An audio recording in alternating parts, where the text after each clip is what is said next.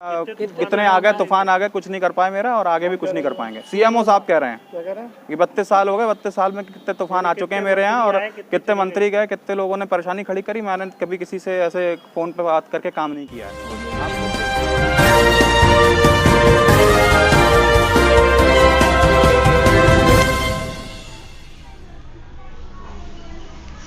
स्वास्थ्य विभाग का स्टाफ भोजन तो डकार गया, पर भुगतान करने में सीएमओ कर रहे हैं आनाकानी। बरेली से खबर बुलंद भारत के लिए कामरान अली की रिपोर्ट। कोरोना में मेडिकल स्टाफ को दिया गया भोजन का 21 लाख का भुगतान न होने पर सीएमओ दफ्तर पर किया गया प्रदर्शन। बरेली में कोरोना काल में डॉक्टर व मेडिकल स्टाफ को एक फॉर्म द्वारा ड्यूटी पर तैनात रहते समय भोजन दिया गया था। ये फॉर्म कृष्णा एंटरप्राइजेस के नाम से है, जिसके मालिक पुष्पेंद्र शुक्ला हैं। उन्होंने मुख्य चिकित्सा अधिकारी डॉक्टर बलवीर सिंह को ज्ञापन देकर ये मांग की, कोरोना काल में डॉक्टर और स्टाफ नर्स को जो खाना दिया गया था उसका भुगतान अभी तक नहीं किया गया है।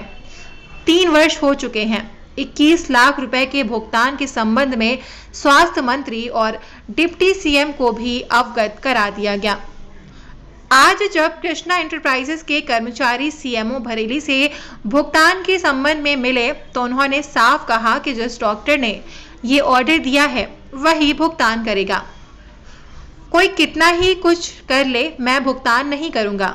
बताया कि उसने अपनी जान जोखिम में डालकर कोरोना काल में डॉक्टरों और स्टाफ नर्स को भोजन उपलब्ध कराया। भुगतान न होने के कारण फर्म कंगाल हो चुकी है। मालिक खुद भारतीय जनता पार्टी के सोशल मीडिया का कार्य करता है। मेरा नाम भैया पुष्पेंद्र शुक्ला है और मैं भाई साहब Bharatiya Janata party social media का संयोजक हूं, और मेरी एक फर्म है कृष्णा एंटरप्राइजेस। जब 2020 में कोरोना में जब कोई भी व्यक्ति आगे आने को तैयार नहीं था, उस समय पे हमने डॉक्टर्स और नर्सों को खाना बांटा है, ठीक है, और उसका पेमेंट अभी, उसका भुगतान अभी तक नहीं किया जा रहा है इन लोगों से। हमेशा कोई ना कोई एक दूसरे पे टालता रहता है। सीएमओ कहते हैं एसीएमओ करेंगे, एसीएमओ कहते हैं सीएमओ करेंगे। माननीय उप मुख्यमंत्री स्वास्थ्य मंत्री जी ने, ब्रजेश पाठक जी ने स्वयं फ़ोन करके आदेश दिया है कि उस काम को किया जाए, और जितनी जल्दी हो सके उतनी जल्दी किया जाए, लेकिन उस आदेश तक का उल्लंघन यहाँ पे किया जा रहा है। आप देख लीजिए, ये हाल है। वो कह रहे हैं आप कुछ भी कर लीजिए, हम नहीं करेंगे।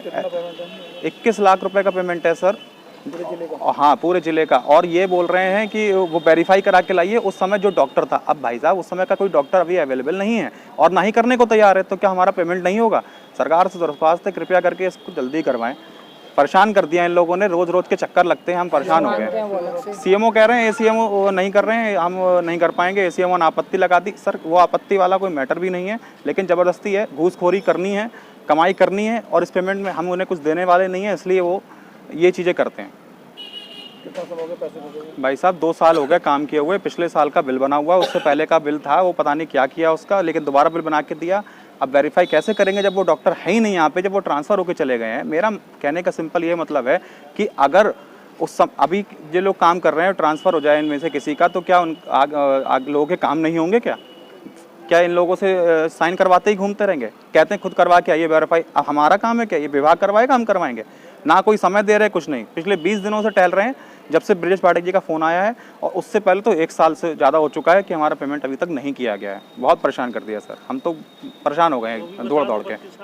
कितने आ गए, तूफान आ गए, कुछ नहीं कर पाए मेरा, और आगे भी कुछ नहीं कर पाएंगे। सीएमओ साहब कह रहे हैं कि 32 साल हो गए, 32 साल में कितने तूफान आ चुके हैं मेरे यहाँ, और कितने मंत्री गए, कितने लोगों ने परेशानी खड़ी करी। मैंने कभी किसी से ऐसे फ़ोन पर बात करके काम नहीं किया है। आप खुद देख लीजिए, हाँ, वो देख लीजिए कि ये हालत है। माननीय ब्रजेश पाठक जी जो मुख्यमंत्री जी हैं, जो क्या कहते हैं स्वास्थ्य मंत्री जी भी हैं, उनके कहने पे ये काम नहीं हो पा रहा है। और दूसरी चीज़, माननीय केशव प्रसाद मौर्य जी से भी मैंने रिक्वेस्ट करी थी, उनके निजी सचिव जी से, तो उनने मेरे लिए एक कॉल किया, लेकिन उनकी भी बात को कोई नज़रअंदाज कर दिया गया और कोई फ़ायदा नहीं हुआ। अभी भी मैं चक्कर काट रहा हूँ। आज मजबूर होकर मेरी टीम मेरे साथ आई है यहाँ पे कहने के लिए, लेकिन इनकी बात को भी नज़रअंदाज कर दिया गया और कोई काम नहीं किया। सीएमओ साहब का कहना ये है